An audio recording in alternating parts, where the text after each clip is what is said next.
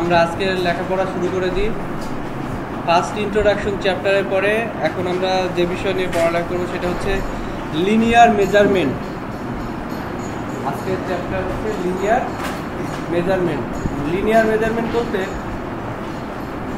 আমরা ইকুয়েশন জানি না, লিনিয়ার ইকুয়েশন, তারপর পলিনোমিয়াল ইকুয়েশন। লিনিয়ার ইকুয়েশন হচ্ছে যার কোনো এক্সপোনেনশিয়াল পাওয়ার নাই, যেমন general equation linear x plus by plus c এরকম, আর এক্সপোনেনশিয়াল পাওয়ার থাকে x স্কয়ার, x এর উপর পাওয়ার 2, x এর উপর পাওয়ার যদি 1 হয় সেটা হচ্ছে লিনিয়ার। লিনিয়ার তাহলে x এর উপর যদি পাওয়ার না থাকে তাহলে শুধু x বলতে হয় হবে লেন্থ, উইডথ, হাইট। এই যে লিনিয়ার ডিসটেন্সগুলো, এগুলো মেজারমেন্ট কিভাবে নিতে হবে, কি ইনস্ট্রুমেন্ট ইউজ করতে হবে, সেটাই হচ্ছে আজকের আলোচ্য বিষয়। ফার্স্ট আমরা দেখি যে কি কি মেথড আছে লিনিয়ার মেজারমেন্টের জন্য, কি কি মেথড।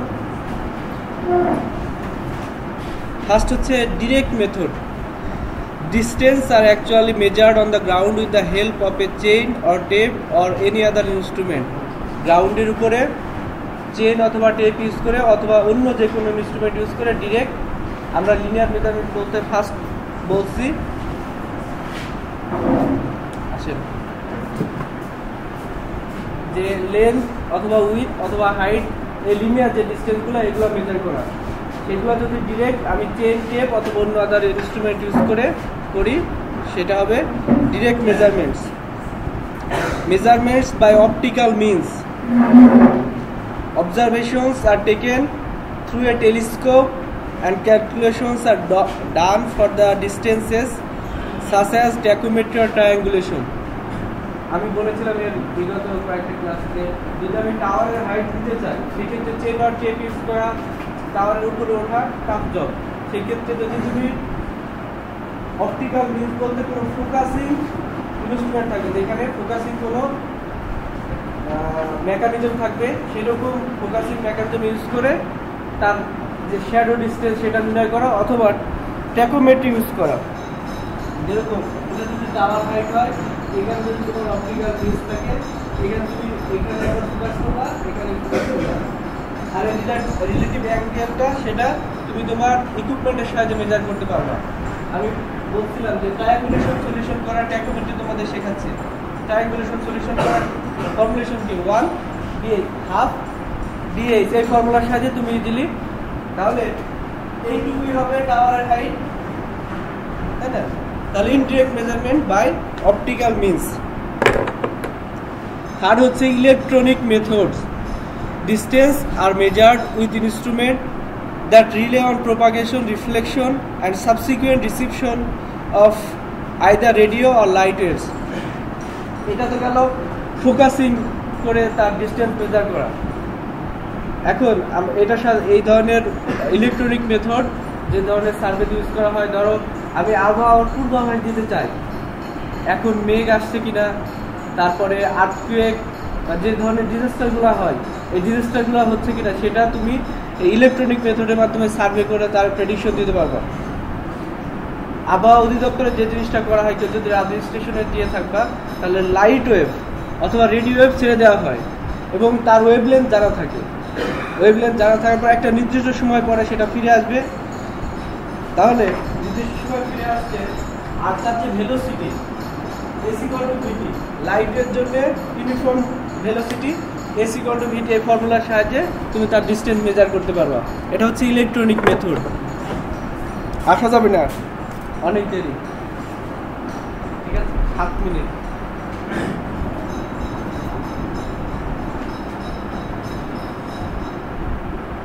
এখন এই যে মেজারমেন্টসগুলো নিলাম, আজকে কত 17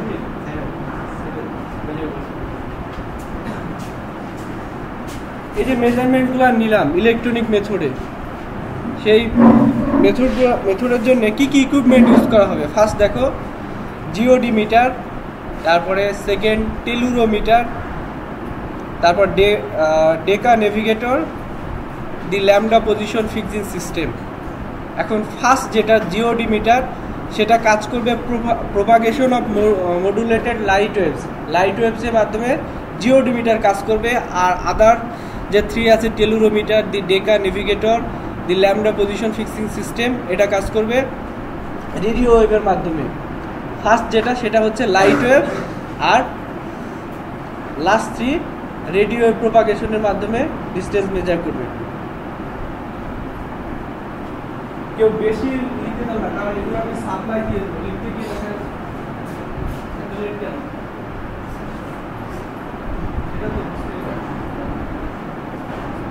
এই যে আমরা কতজন আছি, 60, আমি সহ আছি, ওদের কাছে তুমি জবাব দিতে পারো কেন যে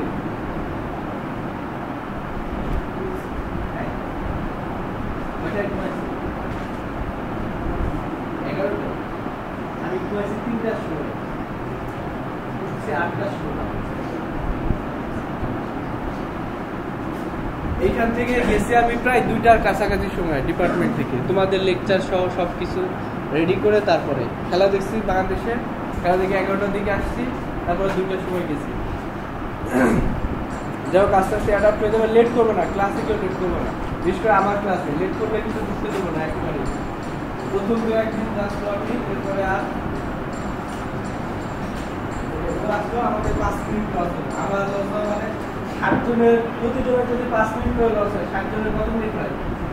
300 মিনিট। 300 মিনিটে কত ঘন্টা? 5 ঘন্টা সময় লস ওর আসার কারণে। আচ্ছা দেখো, ইলেকট্রনিক যে মেথডগুলো ছিল তার জন্য এই 4টা equipment.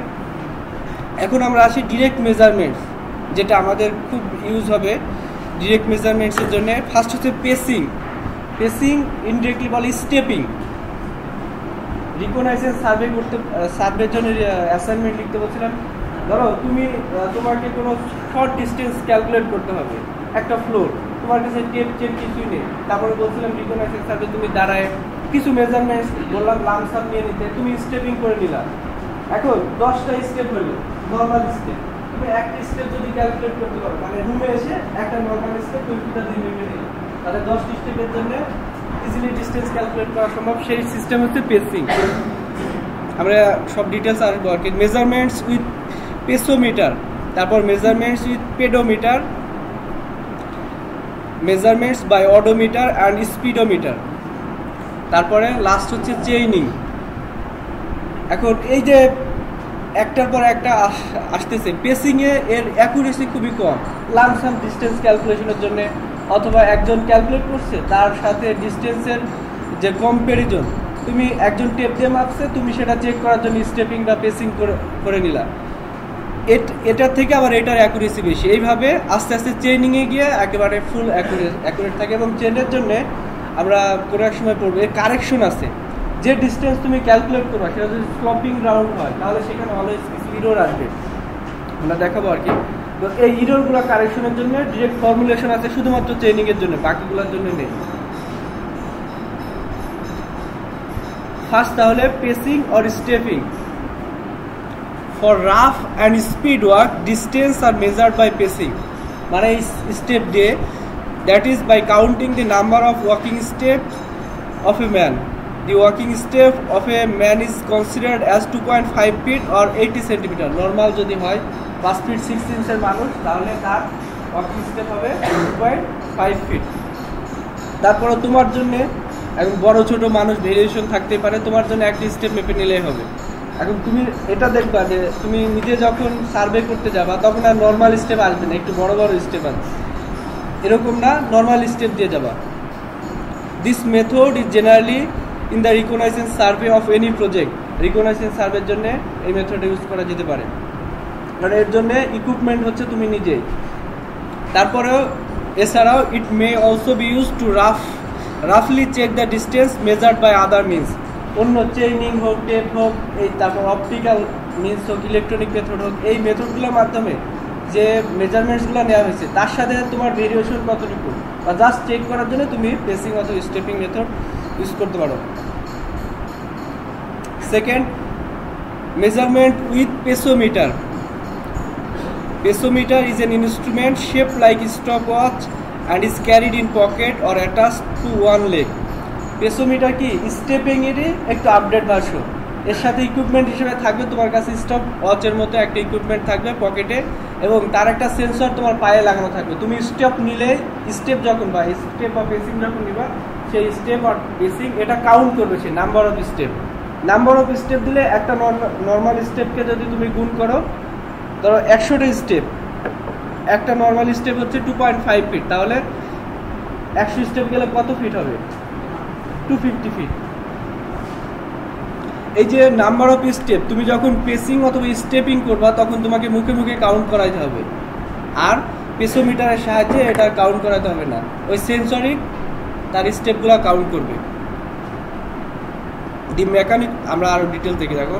The mechanism of the instrument is operated by motion of the body and automatically register the number of paces, যেটা আমি আগে বললাম, thus avoiding the boredom and strain of a counting the pace.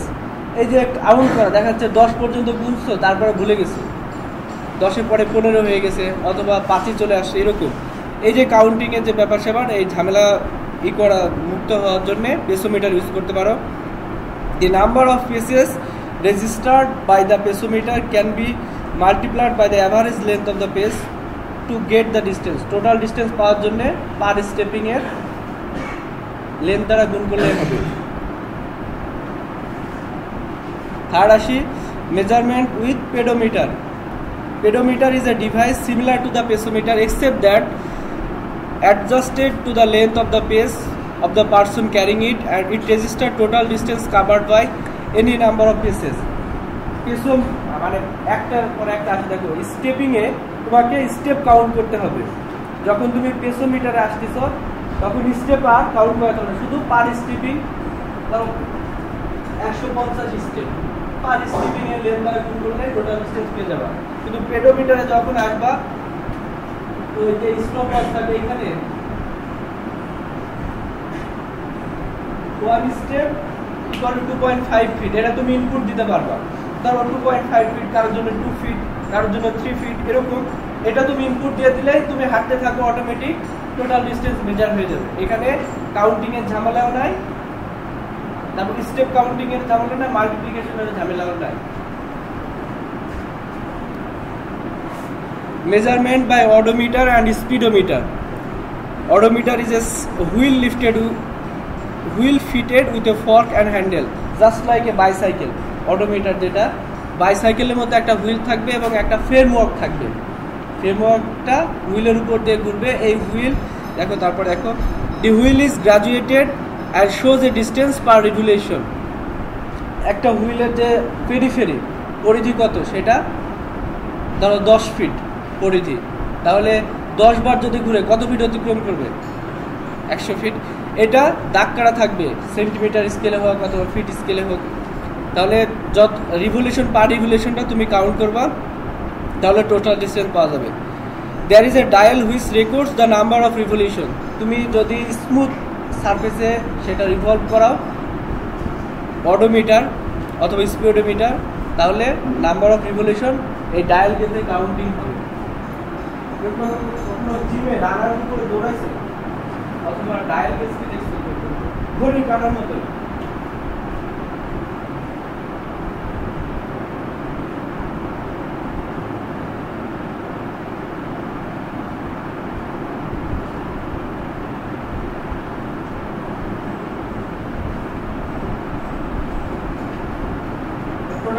Circle complete হয়, ধরো তুমি যখন বাইসাইকেলটা move করাবা, bicycle বা speedometer যেটা বলতেছি, সেটা যখন মুভ করাবা তখন এই কাঁটাটা আস্তে আস্তে মুভ করবে। এটা হচ্ছে রিভলিউশন 1, তারপরে 5টা করতে, তারপরে হচ্ছে 3 2 করে এখানে আসলে 10 হবে, তারপরে 20, এভাবে টোটাল একটা সার্কেল কমপ্লিট করা। আর পার রিভলিউশনের ডিসটেন্স কত, সেটা তুমি পার রিভলিউশন যদি ধরো 10 মিটার হয়, তাহলে এইখানে যদি এসে কাটা থেমে যায়, তাহলে কত মিটার ডিসটেন্স অতিক্রম করবে? রিভলিউশন হচ্ছে 20টা, পার রিভলিউশন হচ্ছে 10 feet, 200 feet. Thus the distance can be ascertained, এবং যেহেতু পার রিভলিউশন আমি ডিসটেন্স জানতে পারতেছি, সেখান থেকে আমি টোটাল ডিসটেন্স মেজার করতে পারবো। The speedometer is used in automobiles for recording distance if the route is smooth. এটা অটোমেটিক্যালি মেজার করা সম্ভব জাস্ট ডিস্টেন্স দ্বারা গুণ করে, তবে রুফ যে সারফেস বা রুট সেটা স্মুথ হতে হবে। ধরো স্লোপিং গ্রাউন্ড যদি হয়, এটা আমরা ভুল কল্পনা করি, এটার এখন অ্যানালিসিসটা অনেক বড় স্লোপ যদি হয়, তাহলে দেখো আমার ডিস্টেন্স দরকার এইটুকু, এই দিক দিয়ে যখন যাবে কিছুটা বেশি ইনভলভ করবে, তাহলে স্পিডোমিটারের সাহায্যে ক্যালকুলেশনের জন্য তোমাকে সারফেস স্মুথ হতে হবে, রুট যেটা সেটা স্মুথ হতে হবে, প্লেন সারফেস। আমার কথা কিছু বুঝতে পারতেছো? না বুঝতে পারলে বলবো।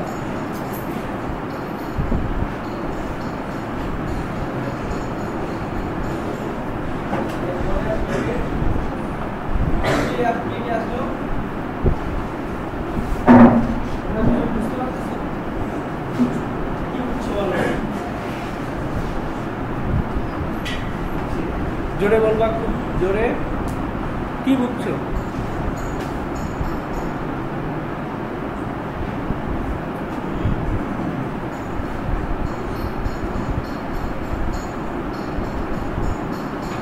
বলতে পারবে না তুমি?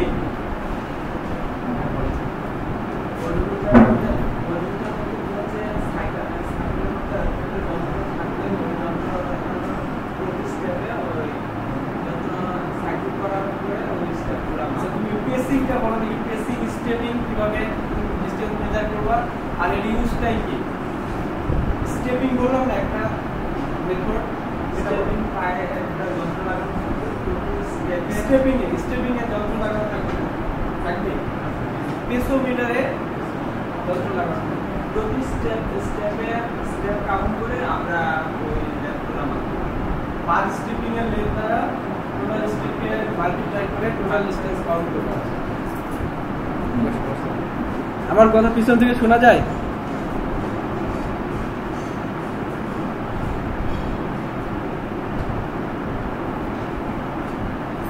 আচ্ছা, লিনিয়ার মেজারমেন্টসে আমরা ডিরেক্ট যে মেজারগুলো ছিল সেই চারটা পদ্ধতি দেখলাম। এরপরে মোস্ট অ্যাকুরেট চেইনিং অর টেপের যে ইকুইপমেন্ট আছে সেই ইকুইপমেন্টের সাহায্যে আমি ডিরেক্ট, আমরা সবগুলো পড়তেছি লিনিয়ার মেজারমেন্টস। লিনিয়ার মেজারমেন্টস কোনগুলো? Direct distance, length, height, with, এগুলা ক্যালকুলেশন। তুমি সোজাভাবে বসো, ঠিক আছে? চেইনিং হচ্ছে, দেখো, chaining is a term which is use to denote measuring distance either with the help of a chain or tape and is the most accurate method for making direct measurements. Tape অথবা chain use করে direct measurements দেওয়া, এবং এটা হচ্ছে most accurate method. For a work ordinary precision a chain can be used, but for higher precision a tape or special bar can be used. যদি ordinary precision হয়, যেখানে অ্যাকুরেসির পরিমাণ কম, ছোট প্রজেক্ট, সেই ক্ষেত্রে চেইন ইউজ করা হয়। তবে যেখানে অ্যাকুরেসির পরিমাণ বেশি, দেখো ছোট ইরোর যদি থাকে, সেখানে ডিস্টেন্সও যদি কম নাও তাহলে ইরোর পার্সেন্টেজ কম, কিন্তু ইরোর যদি সেম থাকে, ডিস্টেন্স যদি বেশি নাও তাহলে ইরোর পার্সেন্টেজ বেশি। তাহলে ছোট ডিস্টেন্সের জন্য, চেইনিংয়ের জন্য ইরোরটা একটু বেশি, সেক্ষেত্রে যদি তুমি টেপ ইউজ করো অ্যাকুরেসি আরও বাড়বে। এই জন্য ছোট প্রজেক্টের জন্য চেইন, আর বড় প্রজেক্টের জন্য tape. Tape or special bar. The distance determined by chaining from the basis of all surveying. মানে সার্ভেইং এর যে প্রজেক্টের উপরে বেস করে তুমি ডিফাইন করবা যে এটা চেইন অথবা টেপ। এই যে এই মেজারমেন্টসগুলো আমরা যখন তোমাকে প্র্যাকটিক্যাল সার্ভেইং করাবো তখন মেথডটা শুধু বলে দেব। ইকুইপমেন্ট সিলেকশন করা, মানে ইকুইপমেন্ট সিলেকশন করা যে ফ্যাক্টর, এটা তোমাকে নিজেই ডিফাইন করতে হবে। এই যে আমি বলতেছি, এর উপরে বেস করে তুমি ইকুইপমেন্ট আমাদের ল্যাবে থাকবে, সেখান থেকে তুমি তোমার মন মতো রিকুইজিশন দিবা। তুমি চেনও দিতে পারো, টেপও দিতে পারো। এখন দেখাচ্ছে খুব ছোট একটা এরিয়া তোমাকে দেওয়া হয়েছে, তুমি সেখানে ইউজ করতেছো টেপ, তাহলে কি হবে? ইউজ করতে হবে চেইন। অথবা আরও ছোট রিকগনাইজেশন সার্ভে করতে দিচ্ছি রুট প্রজেক্টের জন্য অথবা বিল্ডিং হাউস সেটিং এর জন্য, সেখানে তুমি স্টেপিং নিলে হয়, তুমি সেখানে ইউজ করতেছো চেইন আর টেপ। এই জিনিসগুলো তোমাকে কনসিডারেশনে মনে রাখতে হবে এবং কনসিডারেশনে নিয়ে আসতে হবে সেই সময়। The distance determined by chaining from the basis of all surveying. Surveying এর যে বেসিস সেটার উপরে তুমি ঠিক করবা যে তোমাকে কোন ধরনের ইকুইপমেন্ট ইউজ করতে হবে। No matter how accurately হ্যাঁ বুঝি না। হ্যাঁ চেন কেন ওই যে বললাম অ্যাকুরেসি পার্সেন্টেজ কম দরকার। আচ্ছা তোমাকে বলি আর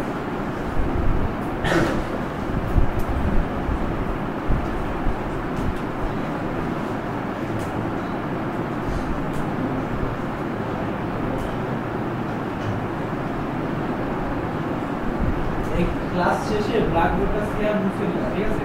অন্য টিচার ক্লাসে আসার আগে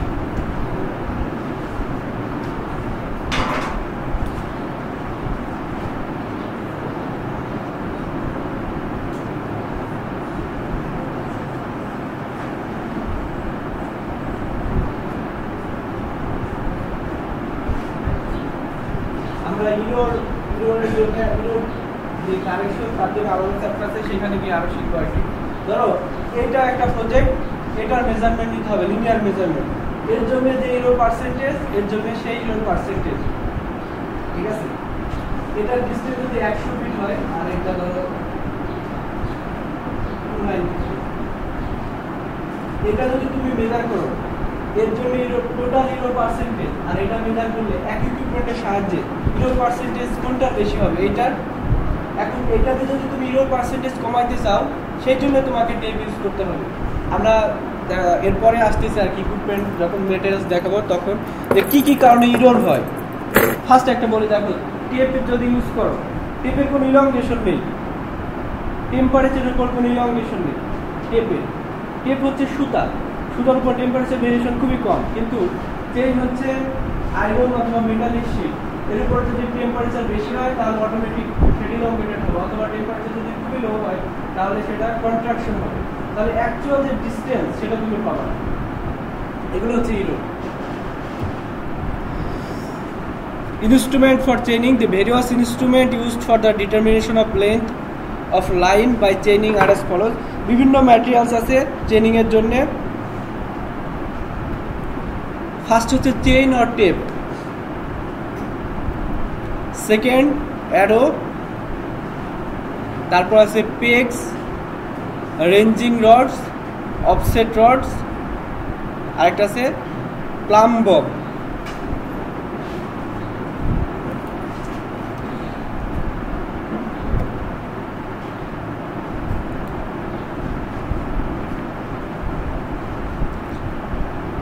তাহলে ফার্স্ট হচ্ছে চেইন অর টেপ,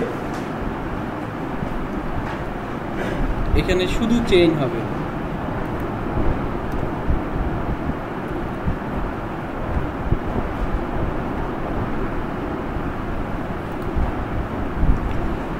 দেখো এটা খুব ভালো করে শুনবা, চেইনস আর ফর্ম, তাহলে বুঝতে পারবা ইরোরগুলো কেন আসে। Chains are formed of straight links of galvanised mild steel wire bend into rings at the ends and joined each other by 3 small circular or oval wire rings। আমরা একটা ফিগার দেখি, এখানে দেখো লিঙ্ক বলতে এই যে আর্ম, এটা হচ্ছে আয়রন অথবা মেটালিক আর্ম। এই আর্মের 3টা পার্ট থাকে। আর্মের মাথা দিকে দেখো সার্কুলার, দেখতে পাচ্ছ তোমরা বোর্ডে, এই অংশটা হচ্ছে সার্কুলার। তারপর দেখো একটা সার্কুলার শিট দ্বারা এই দুইটা আর্মের মধ্যে জয়েন্ট দেওয়া। এটা দেওয়ার কারণ যাতে তুমি আর্মটা ইজিলি মুভ করাইতে পারো। যদি একটা জয়েন্ট থাকতো তাহলে সর্বোচ্চ তুমি এই পজিশন নিতে পারবে, একটা জয়েন্ট যদি থাকে তাহলে সর্বোচ্চ এই পজিশন নিতে পারবে, অথবা নিতে পারলে এরকম অ্যাঙ্গেল থাকবে। কিন্তু যদি একটা মাঝখানে সার্কুলার জয়েন্ট থাকে তাহলে দুইটা একটা আরেকটা প্যারালালে নিতে পারবা। প্যারালাল কেমন নিতে পারবা,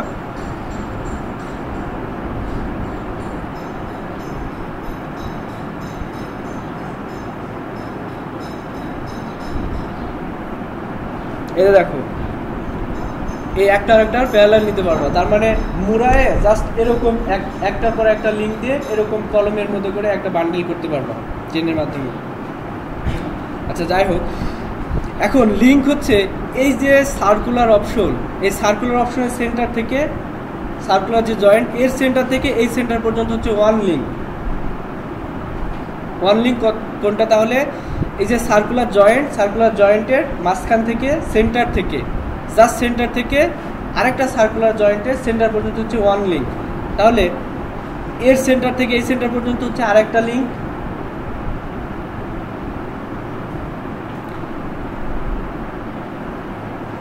তাহলে দেখো লিঙ্কগুলো একটার পর একটা লাগানো থাকবে চেইনে এবং সেটা গ্যালভানাইজ থাকবে, আর মাঝখানে একটা সার্কুলার জয়েন্ট দ্বারা দুইটা লিঙ্কের মধ্যে কানেকশন থাকবে যাতে তুমি খুব সহজে মুভ করাতে পারো। দেখো সেই কথাগুলো নিচের দিকে লেখা আছে, this Rings offer flexibility to the chain. এই যে মুভমেন্টের সুবিধা, ফ্লেক্সিবিলিটি দিবে এই রিং।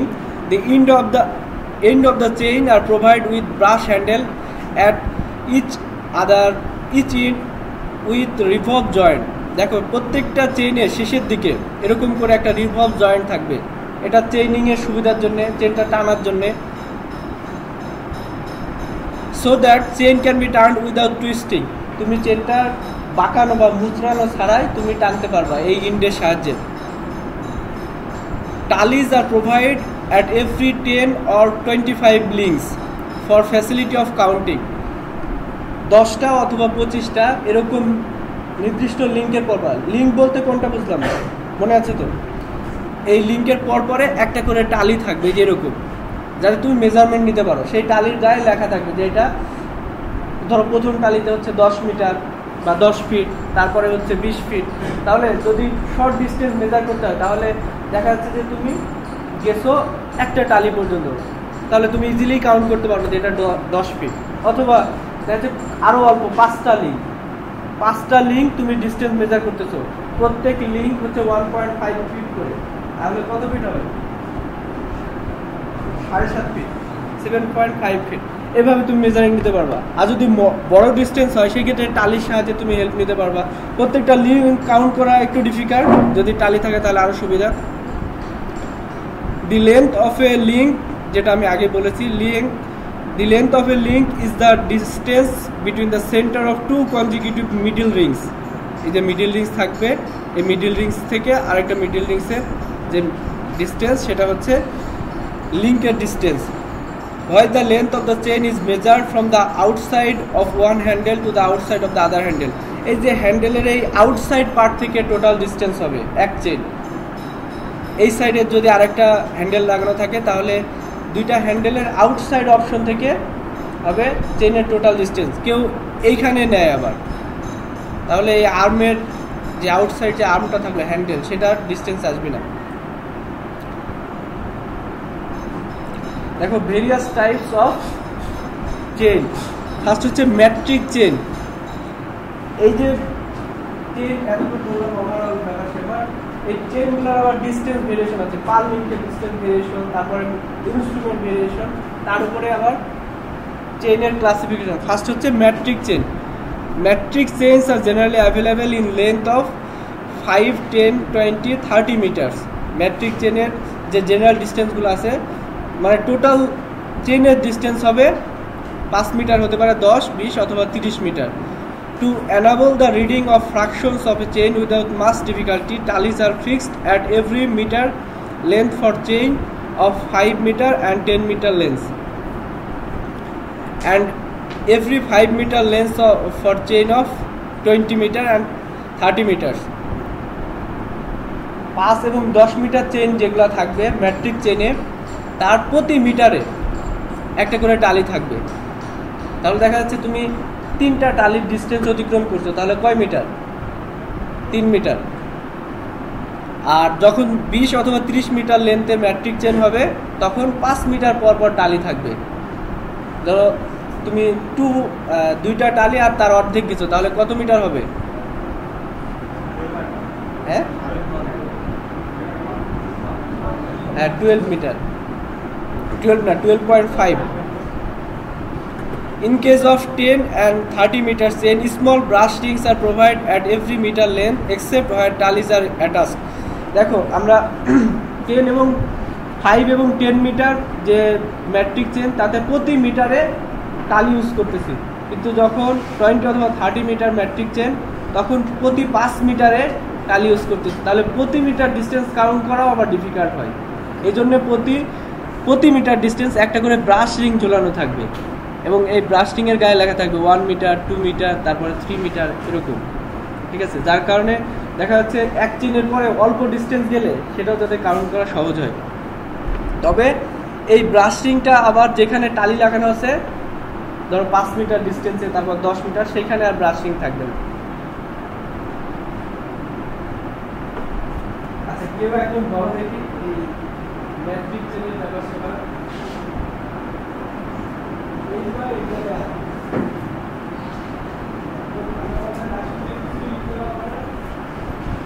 আর এখানে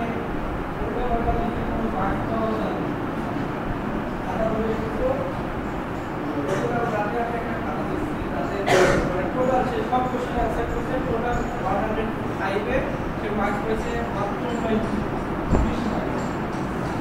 এটা খাতা নিয়ে লেখা আছে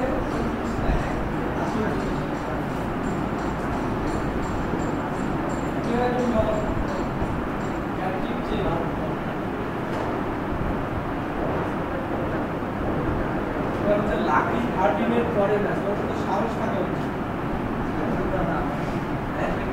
লাকি 14 লাইক আনলাকি 14 যাই হোক লাকি হোক আনলাকি হোক সবই আছে। বড় একদম সাহস করে সবার সাথে কমপ্লিট হবে এই বয়সে। এখন তো সামনে যা ওগুলো এমনি চলে যাবে এরকম ভাবে কেউ একজন বলো তুমি বলতে পারবে কুমিল্লা ক্লাস কুমিল্লা নাই হ্যাঁ তুমি বলো বলতে পারবে না কিছুই শুনো না কি পড়াচ্ছিলাম এর আগে ম্যাট্রিক চেন টোটাল ডিসটেন্স কত হয় আর কি কি ধরনের ডিসটেন্স হতে পারে টোটাল লেন্থ চেনের রাজশাহী কেউ রাজশাহী ম্যানফ্রম রাজশাহী আমির দেশ মতিয়াম তুমি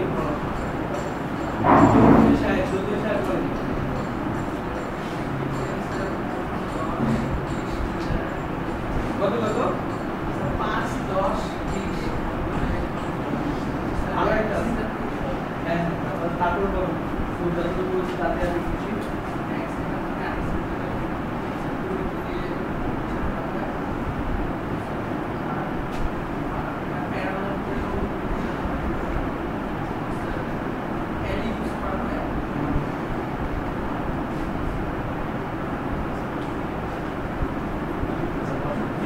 সাহস নিয়ে করে দেখি নিজের ইচ্ছায় কারো সাহস নেই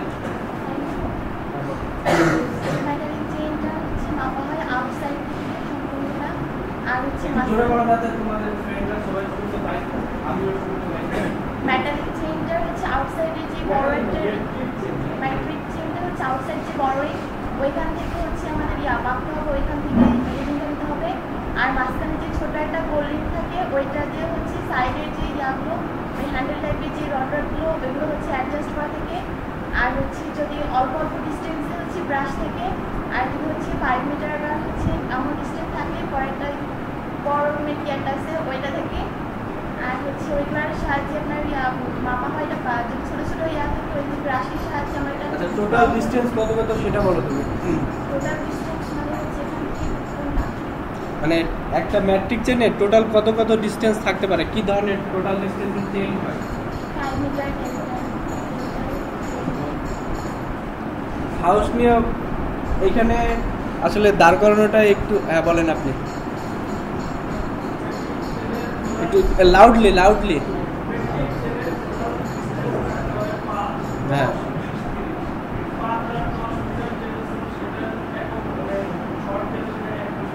হ্যাঁ হ্যাঁ এর মধ্যে সব কথাগুলাই আছে বসে তুমি ওকে 10-এ 10 দিলাম ঠিক আছে। আচ্ছা এরপরে দেখো আমরা আসি গান্টার চেঞ্জ আর survey or chain. Gunter change আমি প্রথমেই বলছি যে চেন যেগুলো পড়তেছি ওভারঅল প্রথমে কিছু কথাবার্তা বললাম। আর চেনের মধ্যে এই যে ভেরিয়েশন করতেছি ভেরিয়েশন হচ্ছে দুই জায়গায় একটা হচ্ছে যে ম্যাটেরিয়াল সেই ম্যাটেরিয়াল ইউজের উপরে আর হচ্ছে টোটাল ডিস্টেন্সের উপরে ভেরিয়েশন। দেখো আগে যেটা ছিল সেটা ছিল 5, 10, 20 আর 30 মিটার পর 5-10 মিটারে টালি ইউজ করতে হবে প্রতি মিটার ডিস্টেন্সে পার মিটারে। আর 20-30 মিটারের যে ম্যাট্রিক চেন তাতে টালি ইউজ করতে হবে প্রতি 5 মিটারে। আর এতে আরেকটা ভেরিয়েশন আছে 20 এবং 30 মিটারের যে ম্যাট্রিক চেন, তাতে প্রতি মিটারে আবার ব্রাশ ইউজ করতে হবে। এই হচ্ছে টোটাল কথা ছিল ম্যাট্রিক চেনের জন্য। এখন দেখো গান্টার চেন আর সার্ভেয়ার চেন।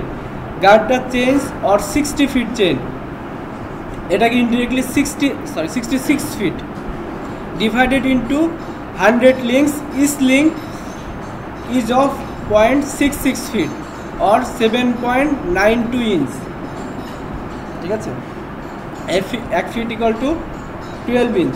সেখান থেকে 0.66কে 12 দ্বারা গুণ করো, দেখো 7.92 ইঞ্চ হবে। তাহলে গান্টার চেনের জন্য এর স্পেসিফিকেশন হচ্ছে 66 ফিট হবে এবং টোটাল লিঙ্ক থাকবে 100। তাহলে পার লিঙ্ক হবে 0.66 ফিট করে অথবা 7.9 ইঞ্চ করে। এটার আর একটা নাম আছে, এটাকে সার্ভেয়র চেন বলে। ধরো একটা প্রজেক্ট দিয়ে দিলাম, সেখানে বলা থাকলো যে তুমি ইউজ করবা সার্ভেয়র চেন, তাহলে আমাদের ল্যাবে গিয়ে তোমাকে বলতে হবে সার্ভেয়র চেন দেন, দেখবা 66 ফিটেরই। এখন দেখা যাচ্ছে তুমি গিয়ে বললা যে ম্যাট্রিক চেন দিতে, তাহলে সেগুলোর ভেরিয়েশন হতে পারে 5, 10। তুমি মেজারমেন্ট নিচ্ছ কিন্তু 5 মিটার 10 মিটার এইভাবে ক্যালকুলেশনে যাচ্ছ, কিন্তু তোমার ইউজ করার কথা ছিল গান্টার চেন, ভেরিয়েশন হয়ে যাবে কিন্তু। অথবা দেখা যাচ্ছে তুমি বলতে যদি ভুল করো, তাহলে স্পেসিফিকেশন আলাদা হবে। তুমি 10টা চেন মাপার পরে তার টোটাল ডিসটেন্স ক্যালকুলেট করবে অন্য কোনো একটা চেনের সাহায্যে, তোমার মাপার দরকার ছিল গান্টার চেনের সাহায্যে। তখন দেখা যাবে তোমার ওই নিজের চেন মাপার জন্য আরেকটা টেপ আনা লাগে যে টোটাল ডিসটেন্স কত। তুমি যদি স্পেসিফিকেশনগুলো না জানো, আমার কথা বুঝতে পারছো? ধরো তুমি যদি স্পেসিফিকেশন না জানো যে গান্টার চেনের টোটাল ডিসটেন্স 66 ফিট, তাহলে তোমার চেন মাপার জন্য আরো কোনো মেজারিং ইনস্ট্রুমেন্ট লাগবে। আমার কথা মনে হয় বোঝা যায়নি, বোঝা গেলে ভালো। Engineer chains and Gunter chains are commonly used in our country. এই দুই ধরনের চেন সার্ভিং এর ক্ষেত্রে সবথেকে বেশি ইউজ করা হয়, ইঞ্জিনিয়ারিং চেন আর গার্টার চেন। আমরা ইঞ্জিনিয়ারিং চেনের স্পেসিফিকেশন এর পরে আসবো। It was previously used for measuring distance in miles and furlongs. Miles and furlongs হচ্ছে একটা মাইলসও যেরকম measuring equipment, length measuring unit, furlong হচ্ছে length measuring unit. 1 furlong equal to 1/8 into miles, মানে একটা মাইলের 1/8 অংশ হচ্ছে 1 ফারলং। দেখো 1 মাইল কীভাবে ক্যালকুলেট করতে পারি। ধরো রোড, তোমার বিল্ডিংয়ের পাশ দিয়ে একটা শর্ট রোড আছে, তার ডিস্টেন্স মেজার করার ক্ষেত্রে এই গান্টার চেন অথবা সার্ভেইং চেন ইউজ করতে পারবা। 10 গান্টার চেন দিলে 1 মাইল হবে, অথবা 1 ফারলং or 80 গান্টার চেন। এরপর আসি engineer chain. The engineer chain is 100 feet long and consist of 100 links. এটা সব থেকে সহজ, যে 100 ফিট টোটাল ডিস্টেন্স আর 100 ফিট, তাহলে প্রতি লিঙ্কের ডিস্টেন্স কত? 1 ফিট করে। And each link being 1 feet long. Tallies are provide at every 10 links, then centre tally being rounded. এবং প্রতি 10 ফিট ডিস্টেন্সে একটা করে টালি থাকবে, আর 50 ফিট মানে মাঝখানে এর থাকবে এখানে একটা রাউন্ডেড টালি থাকবে।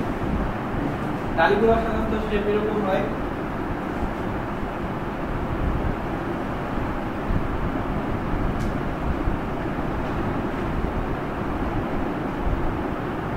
তো যখন মাঝখানে যাব তখন এরকম shape.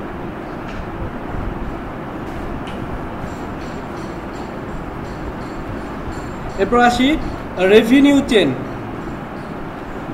The revenue chain is 33 feet long and consists of 60 links, each link being 1/16 feet long. It is mainly used in cadastral survey.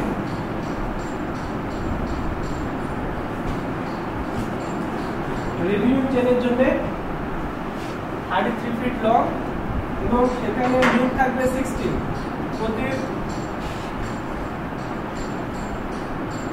আর এটা ইউজ করা হবে বাউন্ডারি সিলেকশনের জন্য। বাউন্ডারি সিলেকশন বলতে ধরো আমাদের কোর্টের বাউন্ডারি, একটা ভিলেজের বাউন্ডারি, সিটি বাউন্ডারি, এই ধরনের বাউন্ডারি সিলেকশনের ক্ষেত্রে রেভিনিউ চেন ইউজ করা হয়। এরপর আসি steel band or band chain. The steel band consists of a long narrow strip of blue steel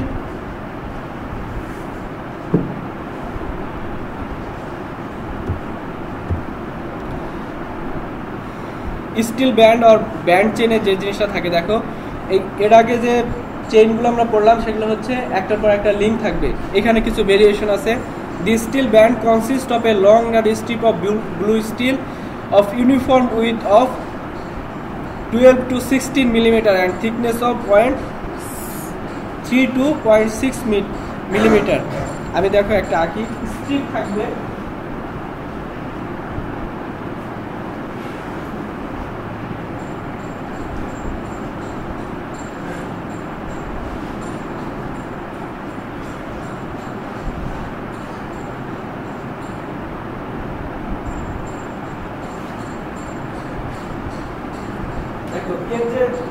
still থাকবে, স্টিলের স্টিল থাকবে, ব্লু স্টিল করা আছে এবং ইউনিফর্ম উইথের সেই উইথটা হবে 16 millimetre.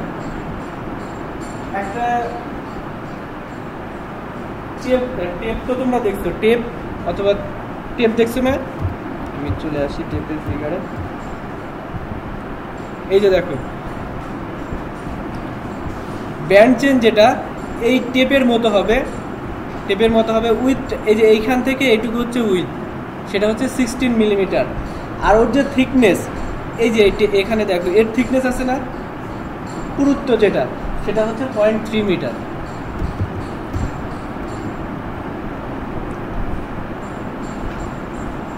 metric steel band are available in length of 20 or 30 meters. এই metric অথবা ব্যান্ড চেন যেটা সেটা 20 or 30 মিটার হবে। It is graduated in metre, decimetre or centimetre on one side and has 0.2 metre link on other side. এবং এই যে with বরাবর দাগ কাটা থাকবে, হতে পারে ডেসিমিটারে, সেন্টিমিটারে, আর এর উল্টা দিকে এর দুটো সাইড আছে, এটা এক সাইডে তো দাগ কাটা আছে এরকম সেন্টিমিটার অথবা ডেসিমিটার স্কেলে, ওর উল্টা আরেকটা সাইড আছে এই শীটে, ধরো এই বোর্ড একটা শীট, এই সাইডে যদি দাগ কাটা থাকে আরেক সাইড ফাঁকাটা, এই অপর সাইডে থাকবে 0.2 মিটার লিঙ্ক করে, অপর সাইডে দাগ কাটা থাকবে না, 0.2 মিটার, তারপরে দাগ দিয়ে 0.2 মিটার এভাবে লেখা থাকবে, মানে 0.2 metre link. It is used project where more accuracy is required. এই স্টিল দেখো চেনিং এর জন্য যে প্রবলেমগুলা, এই যে আগের যতগুলা পড়লাম রেভিনিউ চেনের আগ পর্যন্ত, এবং তার সাথে স্টিল ব্যান্ড আর ব্যান্ড চেনের যে ভেরিয়েশন সেটা দেখো,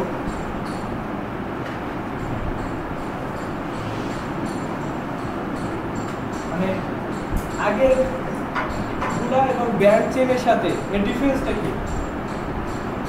মেনলি যে প্রবলেমগুলো হবে,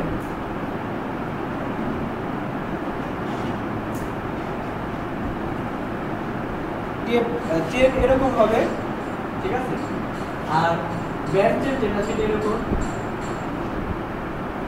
এই যে মাঝখানে যে জয়েন্টগুলো ছিল, জয়েন্টগুলো তুমি যখন টুইস্ট টান দিবা নর্মাল চেনের ক্ষেত্রে, তখন একটার একটার সাথে হিজিবিজি পাকা যাবে, ইন জেনারেল পাকবে, দেখা যাচ্ছে দুই জায়গায় হিজিবিজি পেকে আছে, টুইস্ট হয়ে আছে চেনটা, তাহলে অ্যাকচুয়াল ডিসটেন্স তার থেকে কম হবে। কিন্তু এই যে ব্যান্ড যে চেন এর ক্ষেত্রে এরকম হওয়ার সম্ভাবনা নেই, যদিও একটু টুইস্ট হয়ে যেতে পারে, এই সাইডে ঘোরা যেতে পারে, তাতে খুব শর্ট মানে অল্প মানে ইরোর হবে, অ্যাকচুয়াল ডিসটেন্সটাই পাওয়া, এবং তার জন্য কিছু কারেকশনও আছে, ঠিক আছে। তারপরে এই স্লোপিং রাউন্ডের ক্ষেত্রে ধরো এই ডিসটেন্সটা দরকার, এই ডিসটেন্সটা দরকার, এই যে চেন ইউজ করতেছো এটা সাধারণত 2.5 কেজি বা তারও বেশি ওয়েটের হবে। একটা যখন ওয়েটের জিনিস ইউজ করা হয় তার গ্র্যাভিটি ফোর্সের কারণে এরকম স্যাগ হয়ে যাবে, তুমি দুইজন ফ্রেন্ড দুই দিক থেকে টান দিচ্ছ, তারপরেও স্যাগ হয়ে যাবে, স্যাগ হয়ে গেলে তার অ্যাকচুয়াল ডিসটেন্স হবে তার থেকে কম হবে, তাই না? স্টিল শিটের জন্য এটার থিকনেস খুবই কম, 0.3 মিলিমিটার, তাহলে এর ওয়েটও খুবই কম।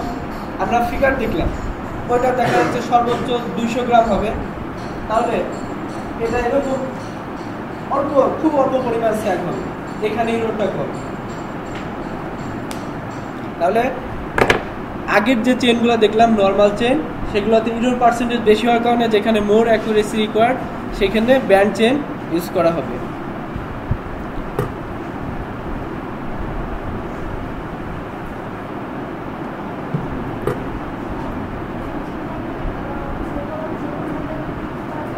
দাঁড়ান একটু।